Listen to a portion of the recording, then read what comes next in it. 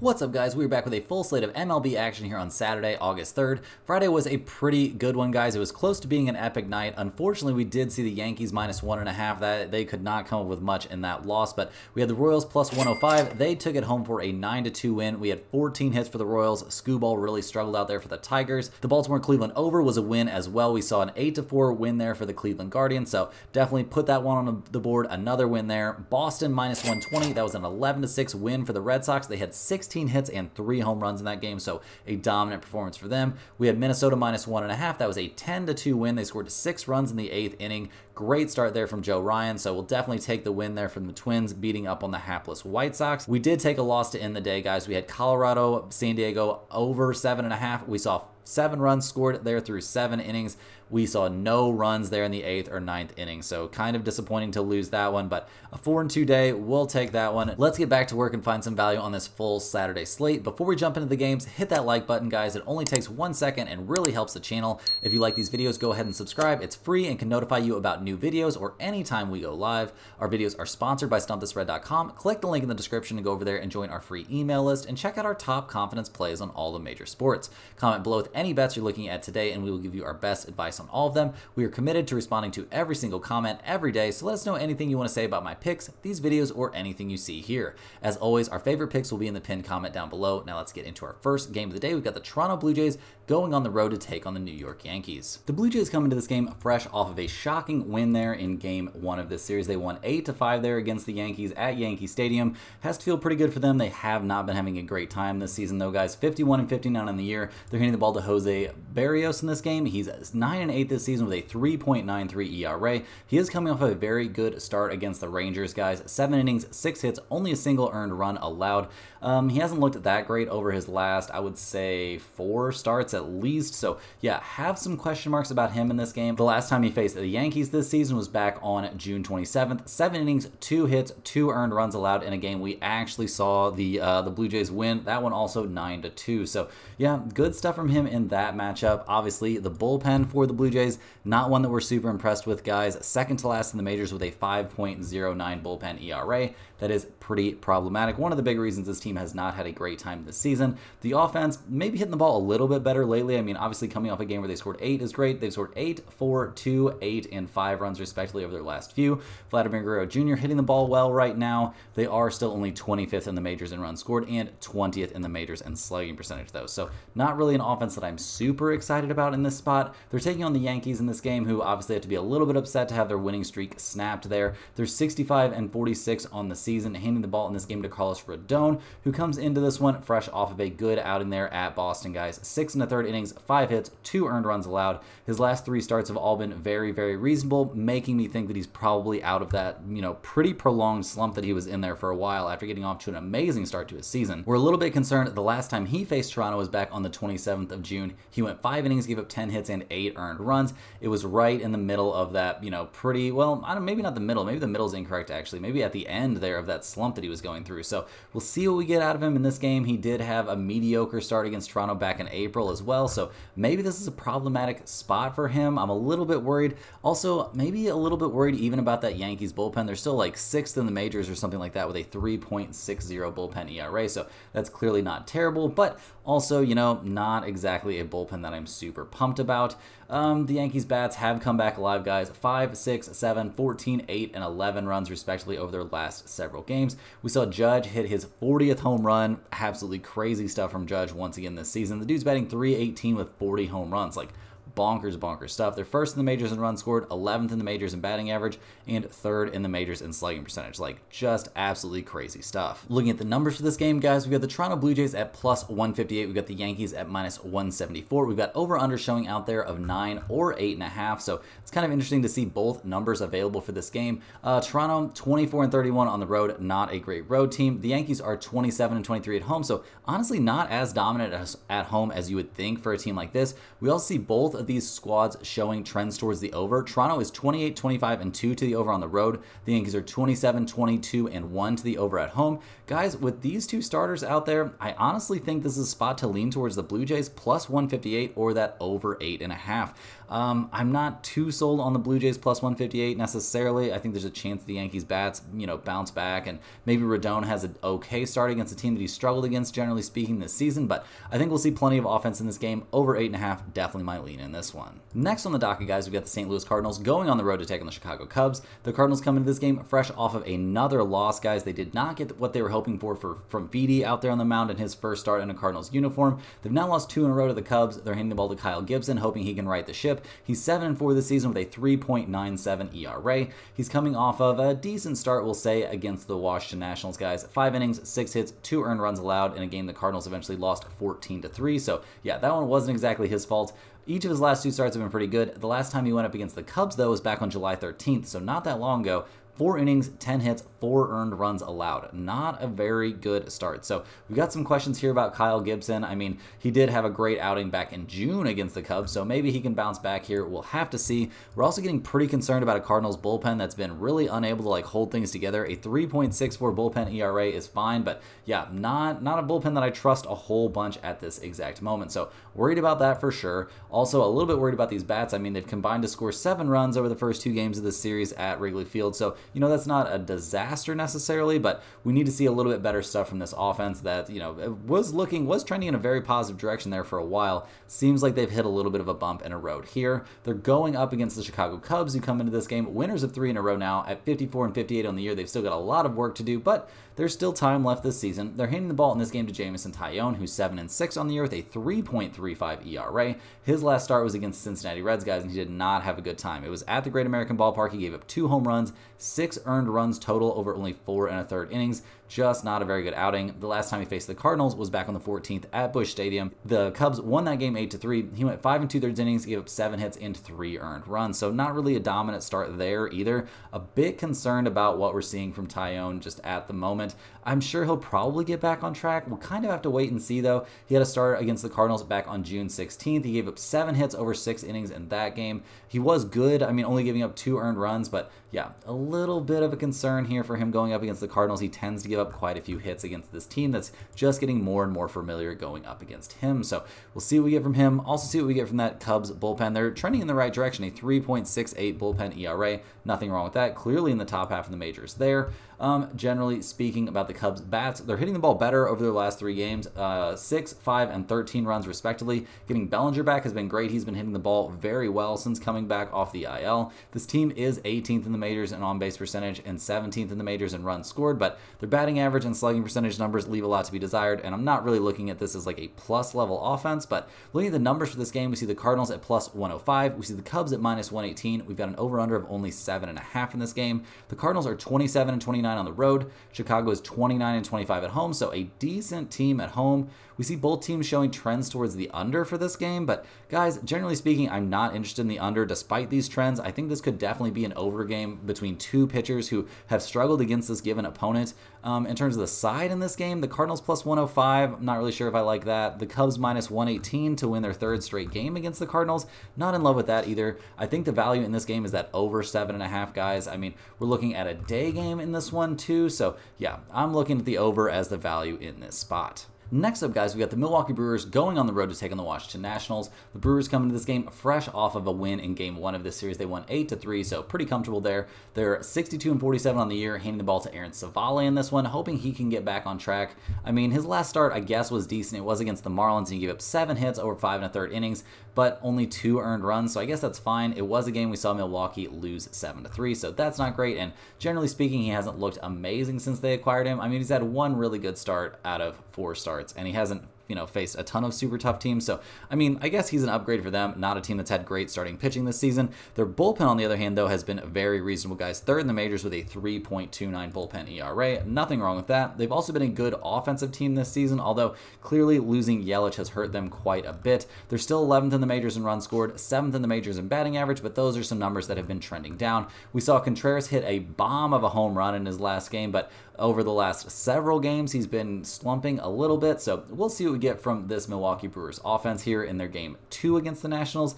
The Nationals, guys, they have now lost, 5 in a row. They're 49-61 on the year, so not exactly having the best time. They're handing the ball to DJ Hurst in this game. He's 1-4 this season with a 4.79 ERA. He's coming off, I would say, back-to-back solid starts, guys. Against the Padres, 5 innings, 5 hits, 2 earned runs. Against the Cardinals back on the 28th, 5 innings, 3 hits, 2 earned runs in that one. He has been a little bit prone to the long ball, so that's a bit of a concern going up against the Brewers, but not too much. He's looked decent this season. I'm going to give the guy some credit. He hasn't faced Milwaukee yet this season, so nothing to be gleaned from that.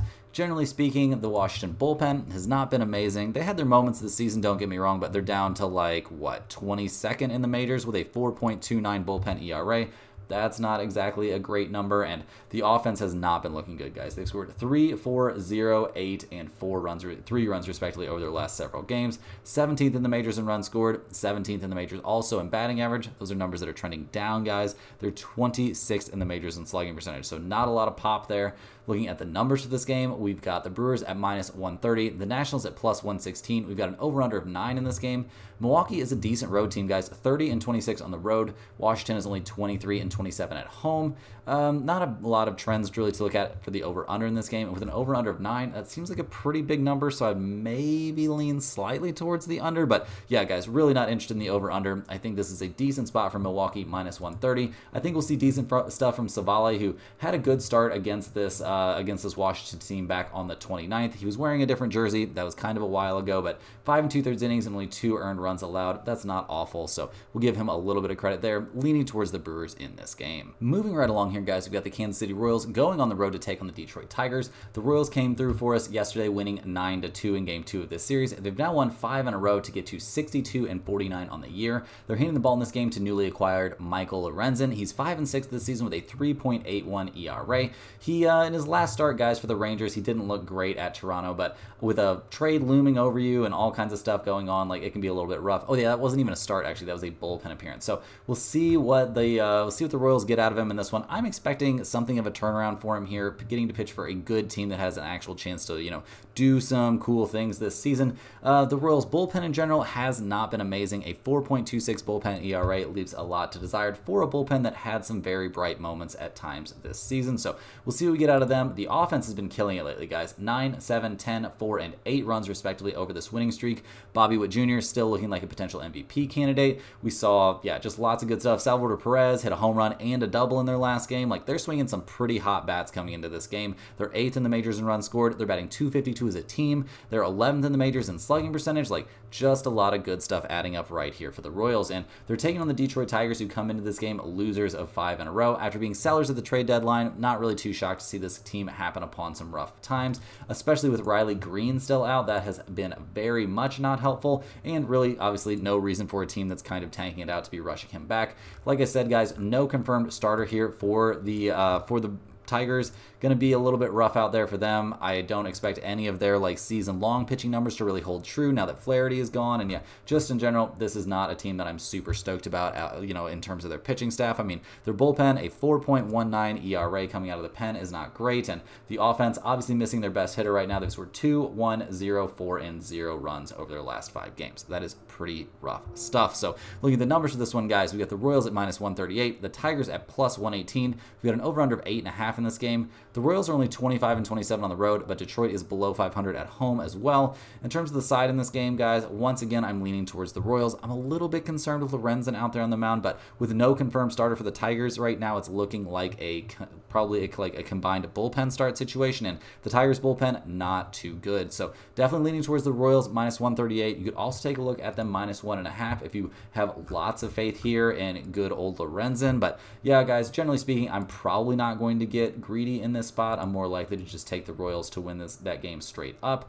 In terms of the over-under for this one, we do see Detroit a slight over team at home, the Royals a big under team on the road. They're 30, 19, and 3 to the under on the road. So not super interested in the over-under either, to be honest, with the way the Royals are hitting the ball. So go ahead and give me Kansas City -138 in this game. Moving right along here, guys, we got the Arizona Diamondbacks going on the road to take on the Pittsburgh Pirates. The Diamondbacks come into this game fresh off of a 4th straight win. They looked really good there in Game 1 of this game at Pittsburgh, or at least the offense did, winning that one 9-8. pretty crazy stuff there. Not trying to play that close of games, generally speaking. They're hitting the ball to Jordan Montgomery in this one. He's 7-5 on the season with a 6.51 ERA, coming off of a terrible start, guys, against the Nationals. 4 innings, 9 hits, 6 earned runs. So how confident are we right now in Jordan Montgomery throwing the ball? I would say absolutely not very confident at all. We'll see what he can do here going up against a team like the Pirates. Not a team that he's faced yet this season. So yeah, just going to have to see. Not a guy that's throwing the ball great right now. The Diamondbacks bullpen is headed in a positive direction, but still with a 4.25 season-long ERA. Not exactly ideal stuff there, so we'll see what they can get done in this particular matchup. The strength of this team is their offense, and they've been killing it, guys. 9, 5, 17, and 9 runs respectively over their last few games. They've actually won 8 out of their last 9 games. Just a lot of good hitters on this team, guys. Absolutely no doubt about it. Second in the majors in runs scored, 5th in the majors in batting average, batting .258 as a team. They're 4th in the MLB in on-base percentage. Like, just lots of positive stuff. I mean, they're a top 6 slugging percentage team. Like, everybody in this lineup feels like they can hit. They're a threat at the plate, so yeah, expecting lots of good stuff from them in this game, going up against the Pirates, who come into this one at 55-54 on the year. They've now lost 2 in a row. They're 7 games back there in the NL Central. They're hitting the ball to Mitch Keller, who's 10-5 this year with a 3.30 ERA. His last start, guys, was at Arizona. 7 innings, 2 hits, 2 earned runs allowed. So very, very good stuff from him in this in particular matchup. The question will be, can he run it back against this lineup and do well again?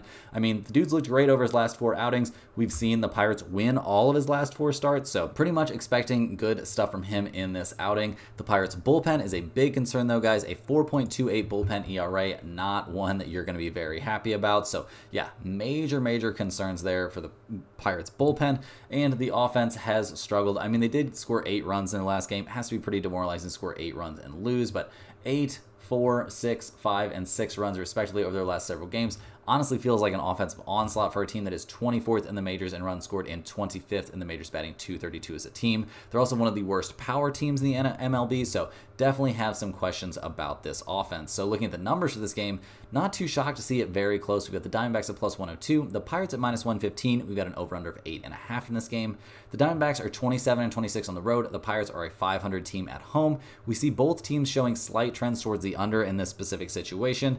Am I interested in taking under 8.5 in a game that the Diamondbacks are playing in? I absolutely am not. So in terms of the over-under, I would shade towards the over in this game. In terms of the side, I do think I like the Pirates -115 here just a little bit, but not enough to put either one of those plays anywhere near the pinned comment. Moving right along here, guys, we got the Boston Red Sox going on the road to take on the Texas Rangers. The Red Sox come into this game fresh off of a dominant 11-6 win in Game 1 of this series. They hit 3 home runs in that win. They're 58-50 on the year, hitting the ball in this one to Tanner Houck, who's 8-7 this season with a 2.79 ERA. His last start was against the Yankees, guys, and it wasn't great. Honestly, he's had a little bit of trouble here coming back from the All-Star break and pitching in the All-Star game, where he got pretty much destroyed. Maybe took a little bit of a hit to the confidence there, but going up against the Rangers could be just what the doctor ordered. They are a pretty weak hitting team, so we'll see what he can do out there. Definitely a guy that could use a bounce back performance. The Boston bullpen in general could also use a little bit of a bounce back, guys. A 4.10 bullpen ERA. Not exactly ideal. I mean, they are coming off a game where they gave up 6 runs total, so that's not great either. Some question marks definitely floating around this Boston pitching staff. In terms of the offense, though, that's been no problem, guys. They've scored 11, 3, 6, 14, 2, and 8 runs, respectively, over their last several games. This is a great offensive team, guys. 7th in the majors in runs scored, 3rd in the majors, batting .260 as a team. They're the 2nd best slugging percentage team in the MLB. Like, lots of good stuff to say about this offense right now. So we'll see what they can get done here going up against the Texas Rangers, who come into this game losers of their last 3 in a row and 6 out of their last 7. They are, not having a good team, not a team that's really trying to compete right now. It doesn't feel like. We do not have a confirmed starter for them in this game, so that's not great. This just not a team that I'm super high on right now. I mean, over the course of the season, their starting pitching has been a little bit below average. Yeah, we see Scherzer going back on the IL, like clearly with not a lot to be gained in this season, not a lot of point in pushing a veteran pitcher like that. So yeah, just not a lot of positives for this Rangers pitching staff. I mean, their bullpen is terrible as well, the 4th worst bullpen in the MLB, and their offense hasn't been looking maybe quite as bad, scoring 6 runs in the last game, but 6, 1, 1, 6, and 3 runs respectively over the last few. Not exactly crazy stuff there. So looking at the numbers for this game, guys, we've got the Red Sox. They're 30-22 on the road. They're -106 in this game. The Rangers are -110, and they are 29-23 at home, so a little bit better at home. We've got mixed trends towards the over-under here. The Rangers are a huge under team at home. Boston's actually an over team on the road, and with an over-under of 7.5 in this game, I would lean towards over. I mean, I think we're going to see plenty of offense once again in this game, but a bet that I love more than over 7.5 is the Red Sox minus 106. I think they're going to come out and win yet another game here pretty comfortably. You could honestly pump it up and take them minus 1.5 if you wanted. You can get them at plus 140 if you take them minus 1.5, so that's pretty appealing. Generally speaking, though, my lean in this one, the Red Sox minus 106. Great chance down with the pin comment. Next on the docket, guys, we're looking at the Chicago White Sox going on the road to take on the Minnesota Twins. The White Sox come into this game fresh off of a 10-2 loss there in Game 1 of this series. They've now lost 18 straight games. They're hitting the ball to Garrett Crochet, who's 6-8 this season with a 3.23 ERA. He's been one of their bright spots this year, but it seems like things are falling apart a little bit here as he gets deeper into the season. Maybe he was hoping to be traded, and since that didn't happen, he's a little bit sad, but I don't know what's going on. He's not looked as good over his last 2 outings. Struggle at the Texas Rangers, a terrible hitting team, and then a very bad 3-inning outing there against the Seattle Mariners. 3 innings, 6 hits, 3 earned runs allowed, 5 runs allowed total. Just not his best stuff lately. Definitely concerned about this 25-year-old and, his whole state of mind right now pitching for the worst team in baseball. The White Sox bullpen, obviously terrible. A 4.87 bullpen ERA, a number that I don't expect to get any better. I certainly expect to get worse over the course of the season, so that's pretty problematic. And the worst offense in the MLB, guys. 2, 3, 3, 5, 3, and 3 runs respectively over their last few games. Dead last in all the major hitting categories. Just a terrible, terrible offense. They're taking on the Twins, who come into this game fresh off of a 10-2 win in Game 1 of this series. They're 6.5 games back there in the AL Central. They're 60-48 on the season, hitting the ball to Bailey Ober, who's 10-5 this year with a 3.76 ERA. His last time out was a good start at Detroit, guys. 8 innings, only 1 hit allowed. He struck out 11 and walked 2. A fantastic start. He's been great over his last 5 starts. We've seen the Twins only go 3-2 over those starts. They actually lost one of his starts against the White Sox back on July 10th, so that's a little bit embarrassing, but he pitched well in that game. Like, no major problems for me there about him. The Twins bullpen in general, pretty decent, guys. They're trending in a positive direction, a 3.89 bullpen ERA. Not amazing, don't get me wrong. Definitely not like a top 10 bullpen or anything like that, but they've shown flashes of being a very good bullpen at different times this season, so it seems like this would be a good chance for them to, run up some decent numbers here. In terms of the Twins offense, it's been great lately, guys. They've scored 18 runs combined over their last 2 games. They are 9th in the majors in runs scored this season, 9th in the majors in batting average, batting .252 as a team. They're a top 5 slugging percentage team. Like, not a lot of bad stuff for me to say about this offense right now, guys, especially going up against the Chicago White Sox. Look at the numbers for this one. We see the White Sox at plus 150. We've got the Twins at minus 166. We got an over-under of 7.5 in this game. The White Sox are only 10-44 on the road. Minnesota is a very solid home team at 29-21. We see the Twins showing some over trends at home, and with an over-under of 7.5, I could get behind an overplay in this game, especially with Crochet struggling recently, but I think instead of that, guys, we're just going to go ahead and ride out the Minnesota Twins. Go ahead and take them minus 1.5. You take a minus 1.5, you can get them at plus 125 going up against the Chicago White Sox.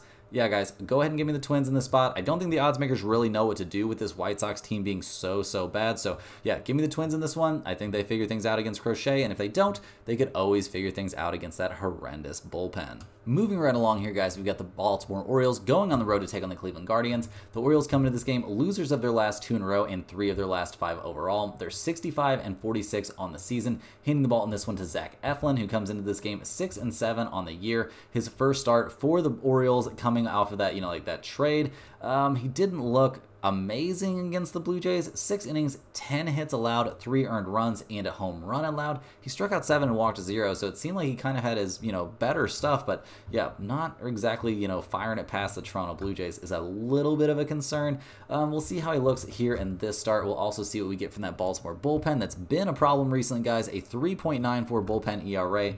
Not great stuff there. Definitely some major concerns about this bullpen. The offense has also been a bit up and down lately, which has not been the norm for them, generally speaking, this season. I mean, 4, 3, 10, 6, 4. Like, you never really know what you're going to get out of them on a nightly basis, which maybe that's part of the curse of being a team that relies so much on power, but I mean, this is a good offense, guys. 3rd in the majors in runs scored, 6th in the majors, batting .254 as a team. Their slugging percentage has been tops in the majors pretty much all season long, so we'll see what we end up with from this offense. I'm a little bit worried about them, but, you know, we'll just have to wait and see. It's a good offense, no doubt about it. They're going up against the Guardians, who come into this game winners of their last 5 in a row. They won the first 2 games of the series pretty comfortably. They're hitting the ball in this one to Joey Cantillo. He comes into this game not looking the hottest. I mean, his only other outing this season, he's a young guy. They just brought him up. He pitched against the Phillies back on the 28th.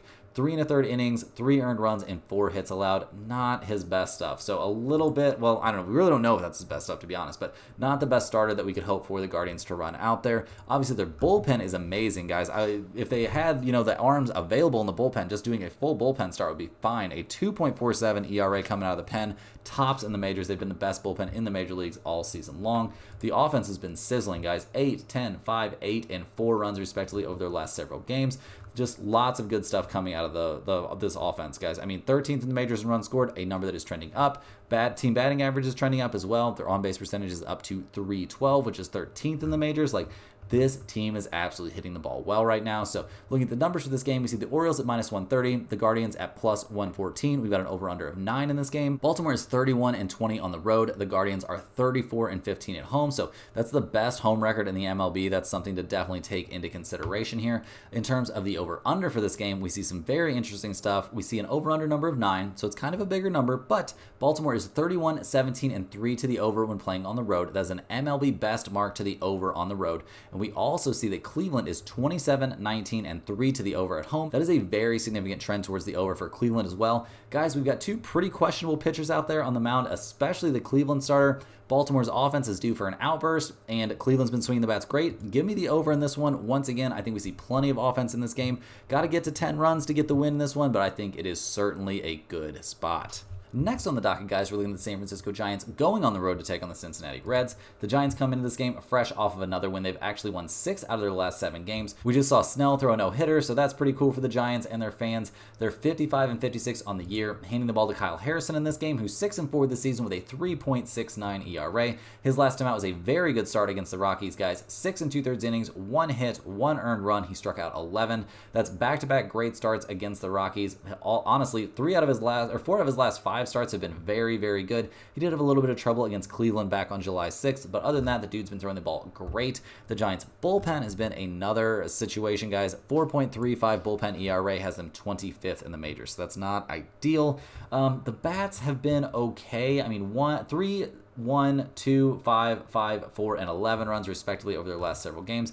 Definitely lots of room for improvement there. They're 14th in the majors in runs scored, 14th in the majors, batting .244 as a team. Like, this offense could definitely use a little bit of help. We'll see how they look here against Cincinnati Reds. I mean, you would think getting to play in the Great American Ballpark would definitely help an offense.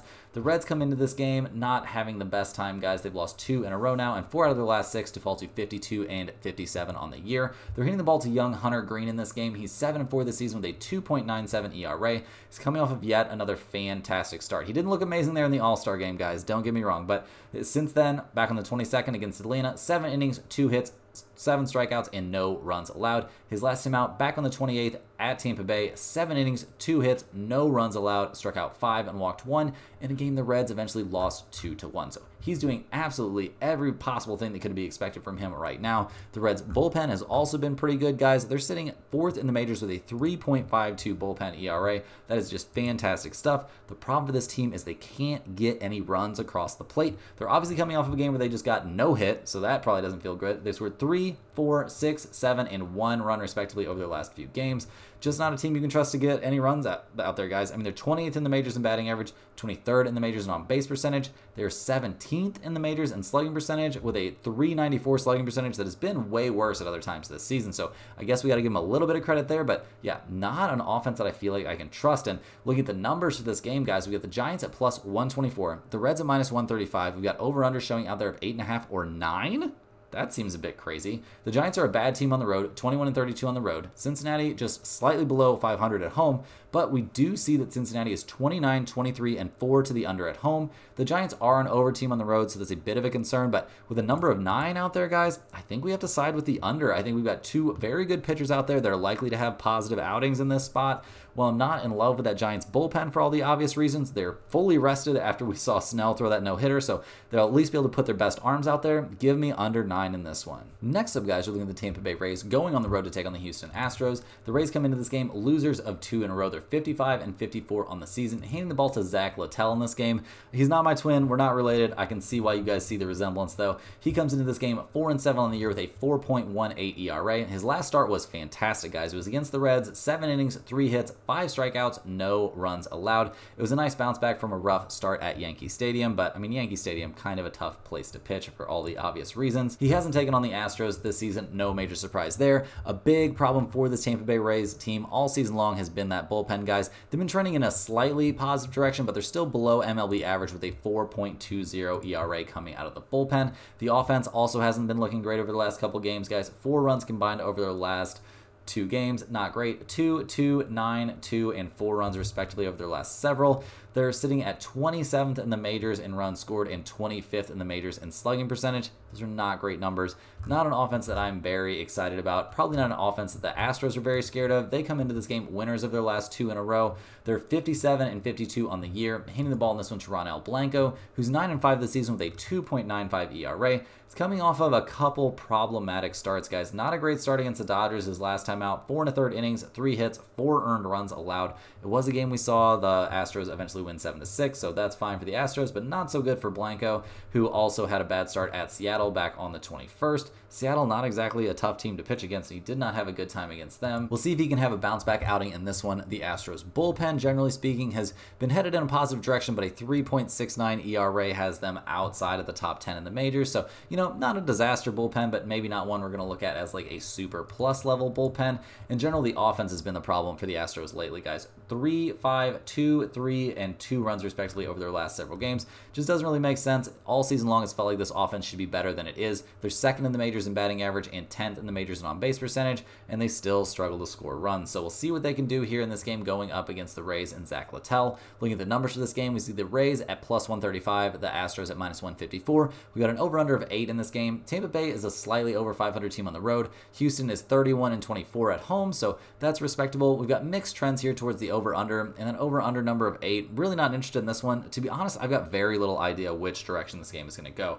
I tend to lean slightly towards the Astros because that Tampa Bay Rays offense has been so bad lately, but really both offenses have been bad lately, and Zach Littell's not a terrible starter. So yeah, this is pretty much a pick your own adventure situation, guys. Maybe a slight lean towards the Astros for me, but overall this is definitely a spot I'm going to avoid. Next on the docket, guys, we're looking at the Miami Marlins going on the road here to take on the Atlanta Braves. The Marlins come into this game fresh off of a 5-3 loss in game 2 of this series at 40 and 70 on the year. Not exactly having a great time. They were big sellers at the trade deadline, so not expecting miracles out of this team. They're handing the ball to Kyle Tyler in this game. He's 0-4 this season with a 4.74 ERA. His last start was at the Milwaukee Brewers, guys. 4 innings, 7 hits, 4 earned runs. Not great stuff there. His start before that was against Baltimore. Obviously another very tough opponent.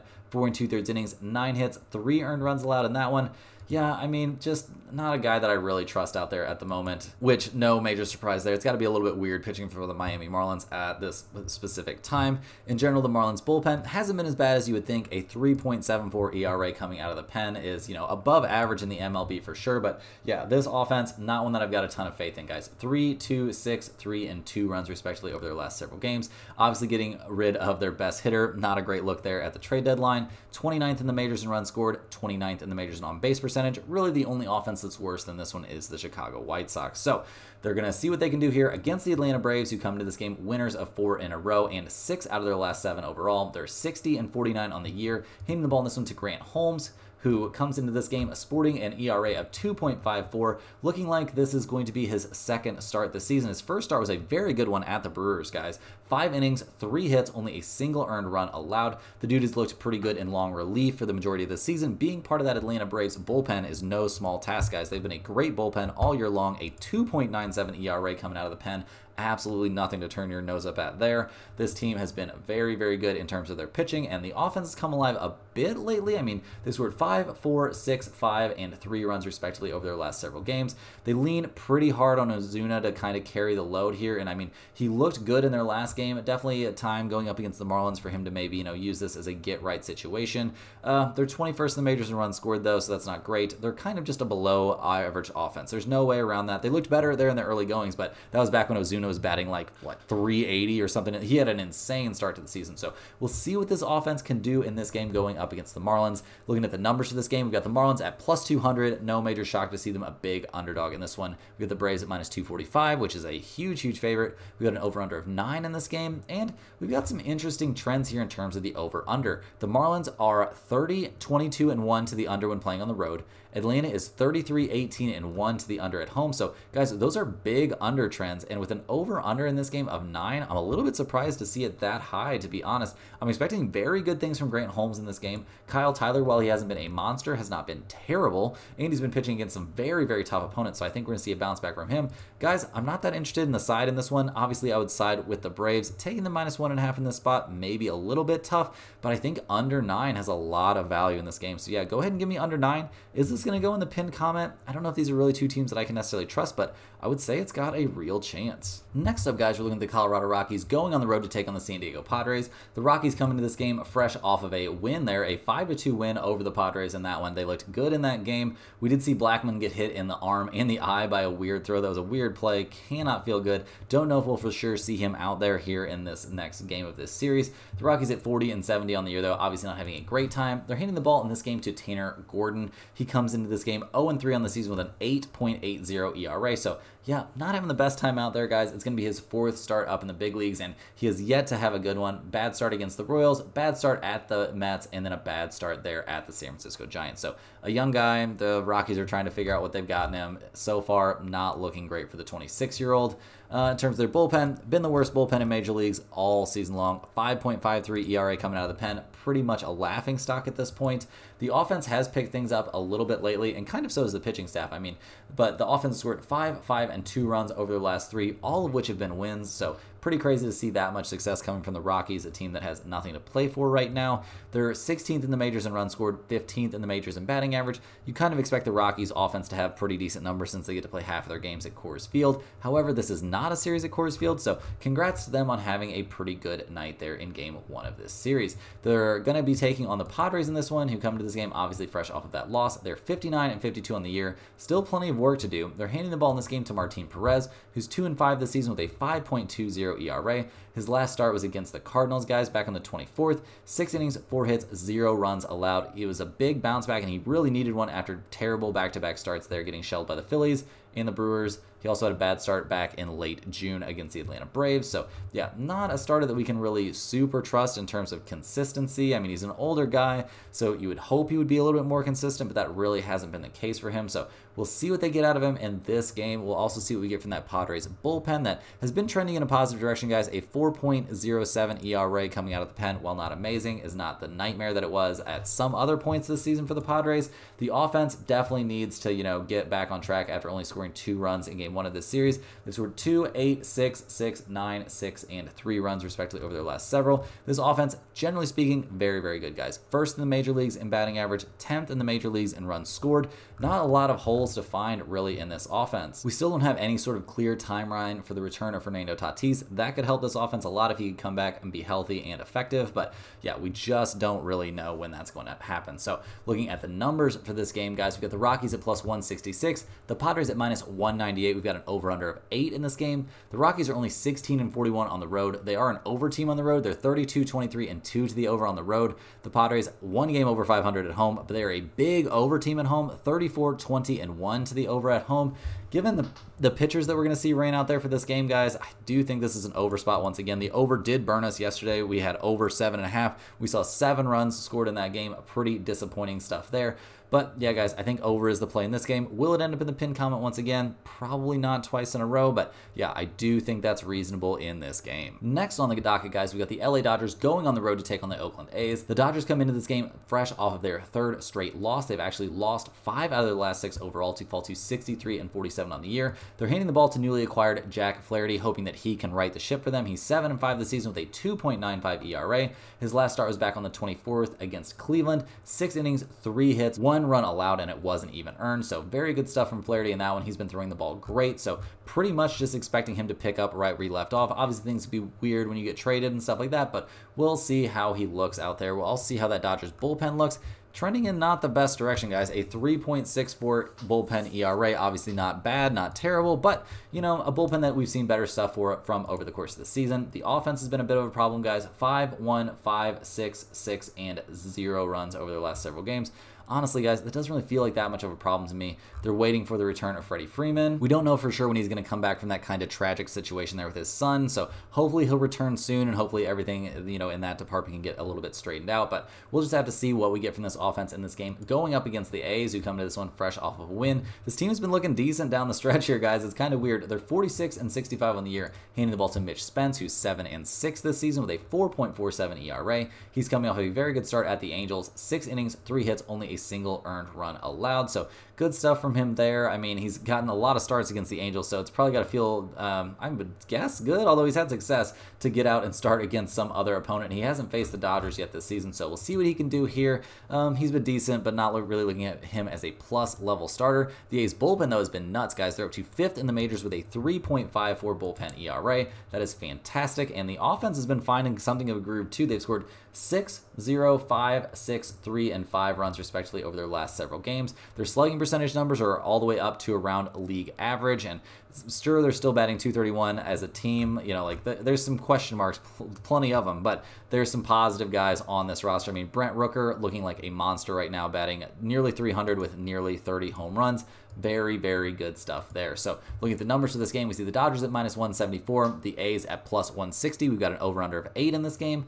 The Dodgers are 28-26 on the road. The A's are 26-27 at home. No real major trends towards the over or under in this game. Generally speaking, I'm leaning towards the Dodgers to figure things out here with Flaherty on the mound and get a win, but yeah, kind of a weird spot. Not really interested in this one. Mostly a stay-away game for me. Rounding into the home stretch here, guys, we've got the New York Mets going on the road to take on the Los Angeles Angels. The Mets come into this game fresh off of a 5-1 win in Game 1 of this series. They're 58-51 on the season, handing the ball to David Peterson in this game, who's 5-1 this year with a 3.52 ERA. He's coming off of a tough start there against the Atlanta Braves, guys. 5 innings, 4 hits, 4 earned runs, allowed to give up a home run in that game. He walked 3 and struck out 7, but prior to that, he'd been throwing the ball well, albeit against teams like the Marlins, the Nationals, and the Pirates. So, you know, he's about to take on a tough opponent in this one. We'll see what he can do. I mean, I say tough. I guess just, I mean, a little bit tougher, but yeah, we'll see what he can do, see what Peterson can do out there. The Mets bullpen hasn't exactly been amazing this season, but they're trending in a positive direction. A 4.07 ERA is much better than they were early in the year. The offense has obviously been cruising along, guys. 5, 3, 2, 15, 2, 0, and 8 runs, respectively, over their last few games. We just saw Pete Alonso hit a monster home run in this last game. Generally speaking, this is an offense that you can relatively trust. I mean, 6th in the majors in runs scored. They're only 12th in the majors in batting average, but they're a good slugging percentage team. They're getting on base at a 322 clip. Like, this is an offense that's pretty respectable. So we'll see what they can do here against the Angels, who come into this game losers of their last 3 in a row. They're 47-63 on the year, handing the ball to Jose Soriano in this one, who's 6-7 this season with a 3.69 ERA. He's coming off a very bad start against the Oakland A's, guys. 2 2/3 innings, 5 hits, 6 runs allowed. Only 3 of them are earned, but yeah, just not his best stuff out there. He was looking good over a couple starts against Seattle, but who hasn't looked good this season pitching against the Seattle Mariners, so can't exactly give him a crazy amount of credit there. Is this somebody we're looking at as a plus level starter? I don't really know. It's a little bit tough to tell. He's pretty inconsistent, obviously coming off of a terrible start. Maybe this is a bounce back spot for him. The Angels bullpen, it has been terrible this year, no question about that. They're sitting, 24th in the majors with a 4.32 bullpen ERA. That is not great, and the offense has kind of disappeared as well, guys. 1, 4, and 2 runs, respectively, over their last several games. They're 26th in the majors with only 441 runs scored this season. That's not great, guys. Batting .235 as a team. Mike Trout's out for the rest of the season. Just bad news on bad news for the Angels. So looking at the numbers for this game, we've got the Mets at -130, the Angels at +112. We've got an over-under of 9 in this game. The Mets are 26-22 on the road. The Angels are 24-34 at home, so a pretty bad home team. We got both teams showing trends towards the over, fairly meaningful trends there for the Mets. You know, when they're playing on the road, they're 29-16-3 to the over, but an over-under of 9 seems pretty steep for me. I do like the Mets -130 a little bit in this spot, but I think Soriano starting on the other side side in kind of a bounce back spot makes me a little bit leery of this one. Probably scared enough to not put it in the pinned comment. Last but not least here, guys, we're looking at the Philadelphia Phillies going on the road to take on the Seattle Mariners. The Phillies come into this game fresh off of another loss. They've lost 5 straight now. They've lost 7 of their last 8 games to fall to 65-44 on the season. They lost game 1 of this series at Seattle 10-2. Like, not a good look here for the Phillies. They're hitting the ball to Colby Allard in this game. He hasn't recorded a result this season. He's sporting a 6.75 ERA. This is going to be his second start of the year. His first one did not go well against Cleveland. 4 innings pitched, 6 hits, and 3 earned runs allowed. I mean, he's a young guy. Maybe he'll bounce back and look a little bit better here in his second start of the year, but seems like kind of a big ask. We've also seen the Phillies bullpen not headed in the best direction lately. A 4.03 bullpen ERA has to be a big disappointment for a bullpen that was so good in the early part of the season. Their offense has also disappeared a bit. 2, 6, 6, 4, and 3 runs respectively over their last few games. I mean, they've got plenty of sluggers out there, guys. You would think this offense would be a little bit, like slump-proof, but that has not been the case. They're still 5th in the majors in runs scored and 5th in the majors in team batting average. But yeah, just a lot of questions here for a Phillies team that's clearly in quite the slump. They're taking on the Mariners in this game, who've been playing pretty well. They were big buyers there at the trade deadline, trying to boost what was a terrible offense. They're up to 58-53 on the year, handing the ball in this game to Bryce Miller, who's 8-7 this season with a 3.46 ERA. His last start was against the White Sox, and he was fine out there, not dominant. Seems like pitchers kind of struggle to lock in against a team as bad as the White Sox. It's a little bit weird. 6 1/3 innings, 7 hits, 3 earned runs. Not his best stuff. His 2 starts before that, he combined to pitch 13 innings, give up 8 hits and 0 runs and 0 walks. He still hasn't walked a batter in his last 3 starts, so things are looking very good out there for Bryce Miller. Really, no problems for me about Bryce Miller this season. The dude's looking great, especially for a 25-year-old. The Mariners' bullpen has been consistently solid this year. A 3.76 bullpen ERA is definitely good, and the offense seems like it's taken a big uptick, guys. They've scored 10, 2, 10, 7, 6, 6, and 10 runs, respectively, over their last few games. These additions are really working out, guys. They're 28th in the majors over the course of the season offensively in terms of runs scored, but that is not a number that's going to hold. So expecting them to put up some numbers in this game, and looking at the numbers for this game, we've got the Phillies at +106, the Mariners at -118. We've got an over-under of 8 in this game. The Phillies are 26-22 on the road, but Seattle is 31-23 at home, and those were numbers mostly acquired when they had almost no offense. So yeah, guys, I think this is a good spot for the Seattle Mariners, -118. I think they've got a great chance to win this game. I'm not too interested in the over-under, despite Seattle being a big under team at home. Really, I'm worried about Seattle scoring more than 8 runs all on their own, and I do expect the Phillies to at least get a couple runs across the plate. So yeah, give me Seattle -118. Seems like a very reasonable spot. That's all the games we have for today, guys. Hit that like button for good luck on all of your bets, and subscribe to the channel if you're new. Let me know in the comments any questions you have on today's slate. Thanks for watching. You can click the link in the description to check out StumpTheSpread.com, and we'll see you guys tomorrow for more sports betting action.